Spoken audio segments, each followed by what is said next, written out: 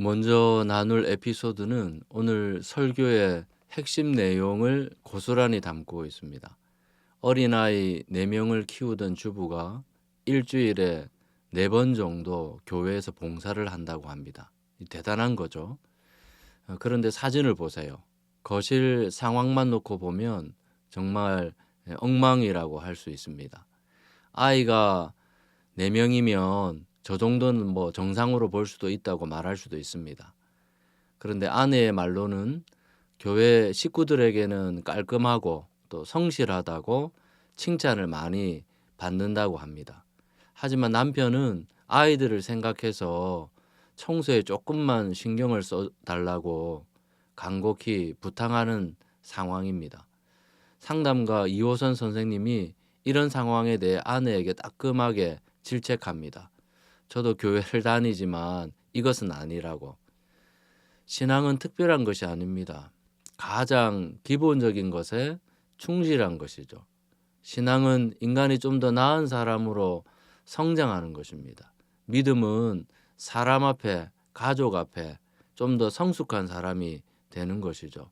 그것은 자기 객관화가 가능한 사람, 자기 성찰을 멈추지 않는 사람, 자기 잘못과 문제점을 쿨하게 인정하는 사람, 그것으로 끝나지 않고 그것을 개선하려는 사람이 아닐까요? 하지만 말라기 공동체는 달랐습니다. 1차 논쟁에서는 하나님이 언제 나를 사랑하셨죠? 제가 언제 하나님을 우습게 생각했습니까? 2차 논쟁에서는 우리가 언제 예배를 소홀히 여겼죠? 우리가 언제 헌금을 아무렇게나 했습니까? 3차 논쟁에서는 제가 언제 남편을 무시했죠? 제가 언제 아내를 함부로 대했습니까? 4차 논쟁에서는 하나님, 현실을 한번 보세요. 나쁜 놈들이 더 잘 되지 않습니까? 제가 볼 때 하나님은 정의에 대해서는 별 관심이 없으신가 봅니다. 이렇듯 말라기 공동체는 하나님 앞에 자기 잘못을 인정하지 않습니다. 하나님이 너희들이 그렇게 생각하고 말하고 행동하는 것이 잘못이라고 거듭 지적해도 받아들이지 않습니다. 자기 변명만 늘어놓죠. 그래서 하나님이 5차 논쟁에서는 에둘러 말하지 않으시고 대놓고 직접적으로 말하십니다. 왜 11조는 똑바로 안 해? 그거 도둑질이야. 단순히 물질이 아니라 나를 도둑질한 거야. 그랬더니 그 말씀조차 이스라엘은 제대로 듣지 않습니다. 오히려 하나님, 제가 언제 주의 것을 도둑질했습니까? 자기 합리화가 끝이 없습니다. 말라기서 전체는 이런 내용들로 도배가 되어 있습니다. 그런 점에서 말라기서의 핵심 메시지는 뭐냐? 자기 주장, 자기 변명, 자기 합리화 좀 그만하고 제발 잘못을 좀 인정해라는 겁니다. 자기 고집 그만 부리고 제발 시인 좀 해라는 것이죠. 그래야 다음 단계를 생각해 볼 수 있고 그나마 잘못을 인정해야 개선도 할 수 있지 않겠습니까? 그래야 희망이 보이죠. 계속 저렇게 억지만 부리면 답이 없다는 것입니다. 도대체 말라기 공동체는 뭐가 잘못된 것일까요? 정치적 상황이 나빠서 그런 걸까요? 아니면 거기에다가 경제적 형편까지 어려워서 그런 것일까? 경제적 형편이 어려우면 그럴 수밖에 없는 것일까요? 문제의 핵심은 바로 이것입니다. 하나님과의 관계가 틀어지면 사랑의 문제가 생기잖아요. 당연히 사랑의 문제가 생기면 하나님의 말씀이 잘 들리겠습니까?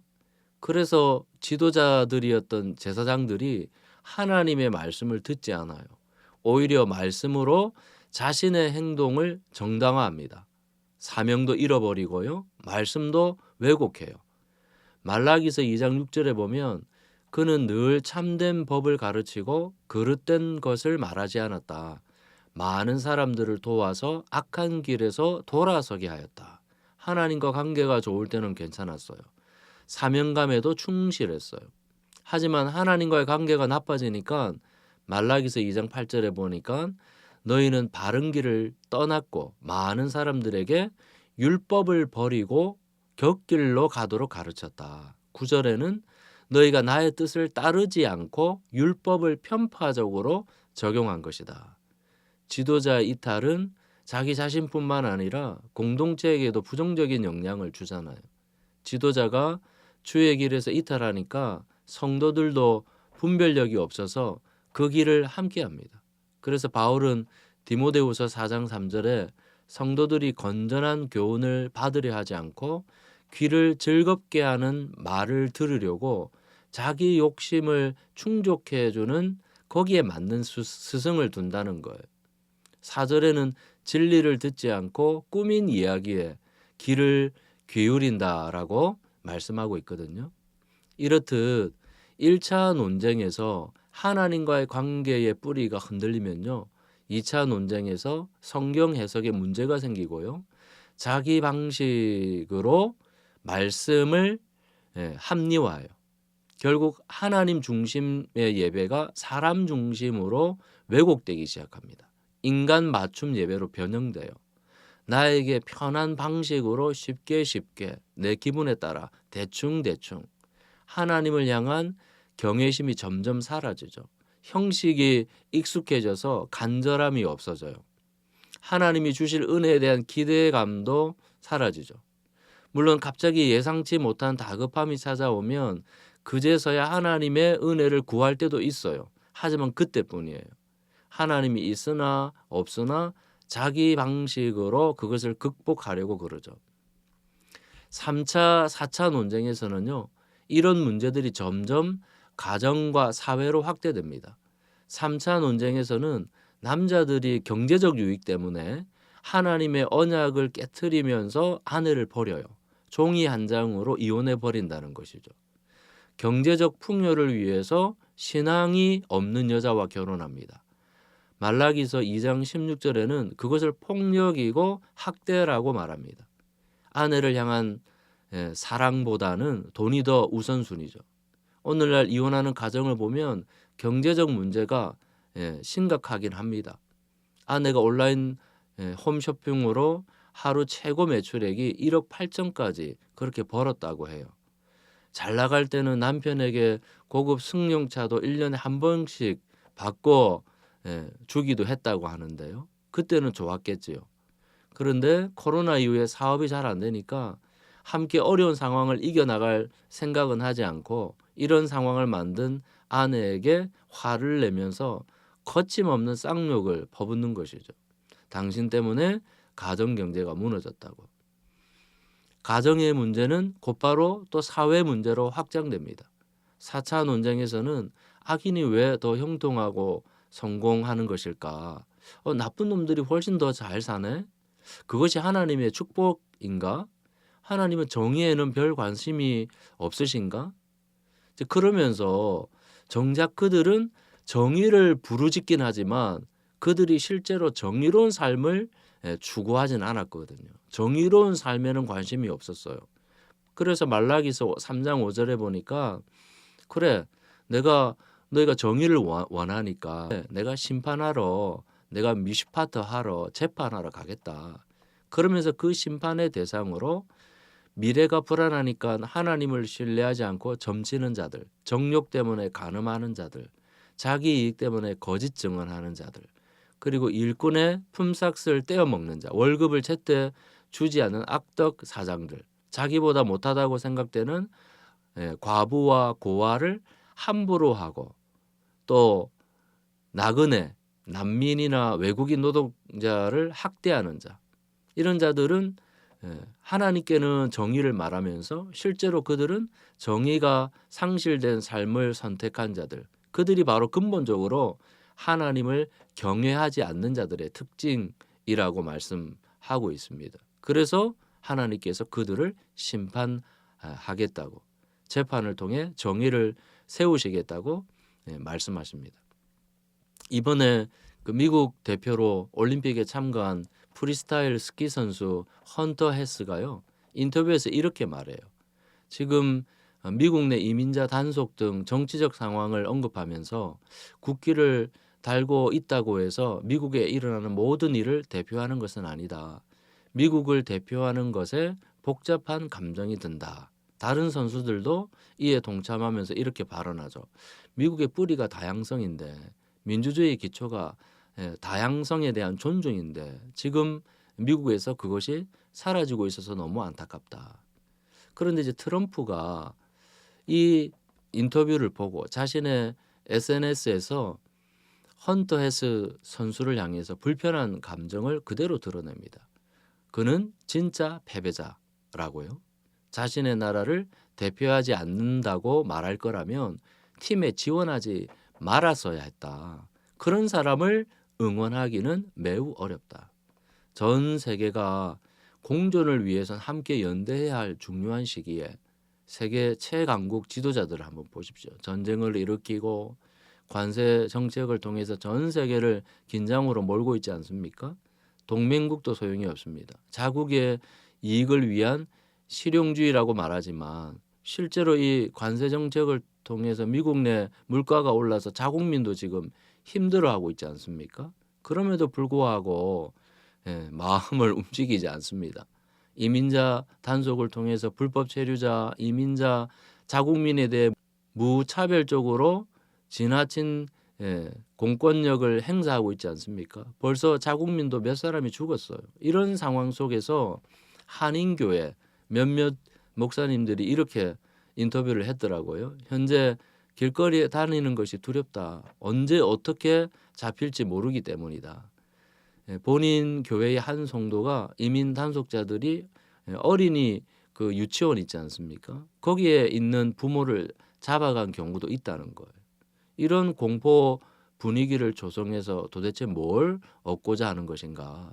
도대체 미국 보수 교회는 왜 그런 지도자를 적극적으로 지지하고 있는 것인지, 하나님의 말씀보다 자국의 이익, 개인의 이익만 주어지면 아무런 상관이 없다는 것인지, 하나님의 심판이 두렵지 않아서 그런가 참으로 모를 일입니다. 사랑하는 서사시 가족 여러분, 이렇듯 하나님과의 관계가 틀어지면 해석에 오류가 생기고요. 그 오류는 형식적인 종교로 전락하고요. 결국 가정과 사회 문제로 확대됩니다. 뿌리가 흔들리면 전 삶의 영역에 문제가 생길 수밖에 없죠. 싱크홀로 사고가 났음에도 불구하고 정작 본인은 그 심각성을 잘 몰라요. 태어나죠. 말해도 듣지 않고요. 심각성을 보여줘도 받아들이지 않습니다. 객관적으로 이런 상황들을 숙고하지 않죠. 결국 인간의 궁극적인 관심은 항상 나에게 이익이 되나 안 되나입니다. 이 상황이, 어떤 사건이 사람과의 관계에서 교회가 나에게, 하나님이 우리에게 어떤 이익이 될까 아니면 안 될까, 모든 문제가 이것으로 귀결됩니다. 한마디로 돈이 되나 안 되나, 돈 때문에 하나님과 동등한 레벨에 두려고 합니다. 돈 때문에 예배도 입맛대로 조절하려고 합니다. 돈 때문에 아내도 함부로 대합니다.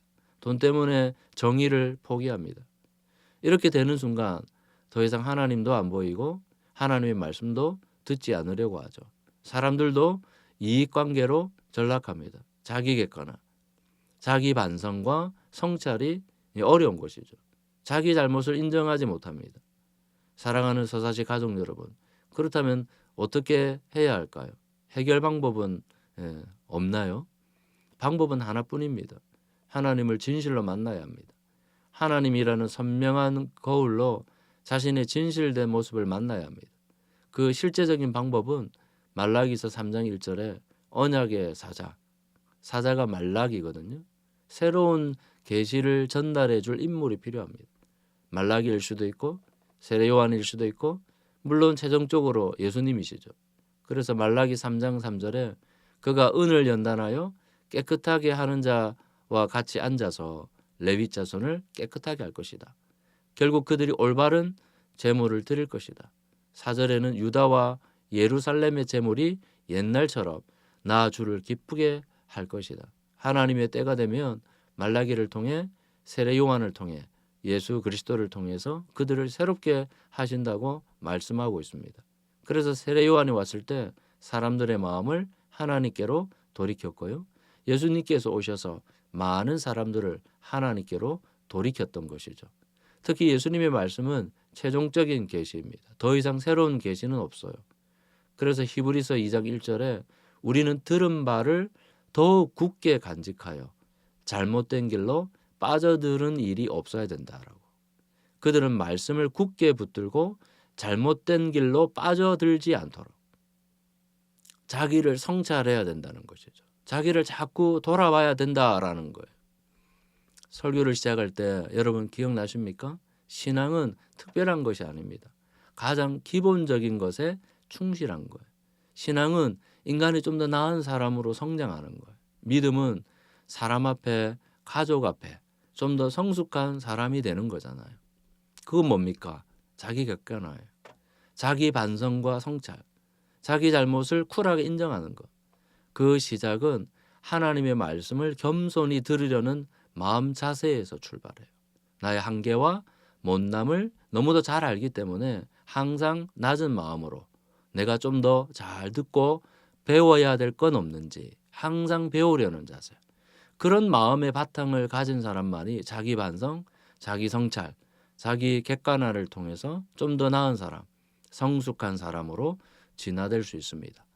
들어도 그때뿐인 말씀이 아니라 저번 주에도 들었던 말씀이나 내가 이미 알고 있는 말씀이 아니라 오늘도 내일도 날마다 새롭게 하시는 말씀으로 겸손히 받고 마음에 새기는 자세. 나와는 무관한 말씀인데 이 말씀은 누군가에게 필요한 말씀이야. 그런 것이 아니라 그런 말씀조차도 나에게 주시는 말씀으로 겸손히 받고 마음에 새기는 태도. 그 마음밭에 하나님의 믿음의 역사는 시작되고 30배, 60배, 100배의 열매를 맺을 수 있지 않겠습니까? 현재 우리는 말라기서를 함께 묵상해 가고 있습니다. 1차 논쟁에서 하나님께서 나를 언제 사랑하셨지? 하나님께서 우리를 사랑하신다고 말씀하고 있는데 그 말씀에 대해서 우리는 어떻게 묵상하고 받아들이고 있습니까? 정말 하나님께서 나를 언제 사랑하셨지? 그 하나님과의 사랑의 관계가 깊어지고 있습니까? 얕아지고 있습니까? 요즘 바쁘다는 핑계로 하나님과의 관계를 소홀히 하고 있지는 않습니까? 기도는 안 하고 산지가 생각이 잘 나지 않는 것입니까? 2차 논쟁에서 옛날에는 참 열심히 하나님 섬겼는데 요즘에는 왜 이렇게 형식적으로 변했지? 예배를 드리러 가는 것이 아니라 그냥 예배를 보러 가고 있는 것은 아닌지. 하나님 나라의 비전이 사람이고 교회인데 나는 얼마나 교회를 세우려고 하고 있는 것이지? 그냥 예배만 드리고 가고 있는 것은 아닌가? 목회자인 나는 말씀을 잘 가르치고 있나? 너무 나태해진 것은 아닌가? 성도들이 성숙하지 않는 이유가 어디에 있을까? 내가 설교에 문제가 있나? 설교를 잘 준비하고 있는 것인가? 어떻게 준비해야 되지? 어떤 실제적인 도움을 줘야 하나? 좀 더 실제적인 지침을 줘야 하나? 마음에 감동이 없는 은혜 없는 메마른 설교 때문인가? 아니면 내 삶이 그런 사랑의 본과 감동이 되지 않아서 그런 것인가? 3차 논쟁에서 보면 요즘 남편에게 너무 무관심한가? 아내를 내가 너무 함부로 대하고 있는 건 아닌가? 요즘 우리 부부 사이의 대화가 너무 없나? 내가 좀 더 배려하고 아껴줘야 되는데 자녀들의 이야기는 잘 들어주고 있는지, 믿음의 소통을 하고 있는지, 우리 가정은 최근에 종종 식사를 함께 하면서 소통이 제대로 되고 있는지, 서로를 위해서 기도하고 있는지. 4차 논쟁에서 사람들은 결국 이익에 따라 움직이잖아요. 공존과 연대보다 자기 이익이 더 중요한 가치거든요. 공공성보다 자기 밥그릇이 먼저예요. 부동산 정책, 의사 증원 그 어떤 정책에도 자기 이해관계에만 매몰되면요. 우리 사회는 연대할 수가 없습니다. 정의는 보편적 정의보다 선택적 정의, 나에게 유익한 쪽으로 결정되는 선택적 정의만 선호할 뿐이죠. 물론 나에게 불리한 것은 그건 또 정의가 아니라고 말할 수도 있습니다. 가만히 보면 믿는 사람이든 아니든 상관이 없습니다. 결국 이익에 따라 돈에 따라 사람들은 선택하고 결정합니다. 하지만 하나님 나라는 다릅니다. 하나님 나라는 나의 이익과 성공, 나의 배부름을 초월합니다. 함께입니다. 하나님 나라는 함께예요. 하나님을 진정으로 만나고 하나님 나라에 동참한 사람은 그래요. 함께합니다. 함께. 그리스도와 함께 죽고 함께 산 사람들은 함께 연대합니다. 함께 하려면 배우려는 그 겸손한 마음으로 자기 성찰하고 자기 객관화가 기본입니다. 그런 점에서 무엇이든 또 누구이든 배움을 중단하는 그 순간, 운동을 중단하는 순간 그동안 붙은 근육이 하루아침에 빠지는 것처럼 우리의 성장과 성숙은 멈출 수밖에 없습니다. 나이가 들면 들수록 더더욱 그래야 합니다. 사랑하는 서사시 가족 여러분, 이 시간 하나님의 은혜를 구합시다. 우리가 어느새 말라기의 공동체처럼 우리의 신앙이 너무 무뎌진 것은 아닙니까? 아무것도 하지 않으면서 누구 탓만 하고 있는 것은 아닌지. 지금이 그냥 좋습니다, 하나님. 그러면서 너무 안일하게 살고 있는 것은 아닌지. 하나님이 주신 사명을 잃어버린 것도 모른 채 살아가고 있는 것은 아닌지. 다시 말씀 앞에 겸손히 섭시다. 매일이 안 되면 화요일과 목요일은 하나님과 화목합시다. 다시 기도의 불을 지핍시다. 다시 하나님과의 관계를 개선합시다. 뇌를 각성시키는 방법 중에 하나가 찬물에 샤워하는 것입니다.